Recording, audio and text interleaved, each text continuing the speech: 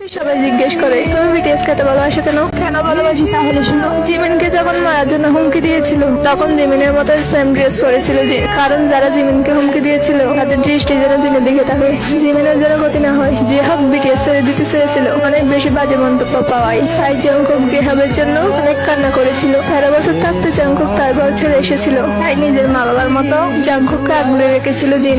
এখন জংকুকের কাছে জিন তার প্রিয় মামা বার্ট। একবার সবাই বলেছিল যে জংকুক গেলে সুগার ফ্যাট বেড়ে যায়। জিমিন একদিন সৌদি আরব কনসার্ট করতে গিয়েছিল, তখন জিমিন তার মাইক ডেকে রেখেছিল, কারণ জিমিনের মাইকটি ছিল স্বর্ণের, আর স্বর্ণ ছেলেদের জন্য হারাম, তাই জন্য ছয় ভাইদের নানান আবদার রাখার জন্য নিজেকে বিলিয়ে দিয়েছিল। আর একটি কনসার্টে মুসলিম আর্মিদের নামাজের জন্য তারা কনসার্ট অফ করে রেখেছিল, যেন তারা নামাজ পড়তে পারে, আর তারা কোনো রাগ প্রকার না করে অপরকে আঁকলে রেখেছিল। এগুলো তো অনেক অল্প, তাদের নামে যদি বলতে চাই সারা বছর পার হয়ে যাবে, কিন্তু কথা শেষ হবে না। এরই নামই হচ্ছে বিটিএস আর আর্মিদের ভালোবাসার কারণ।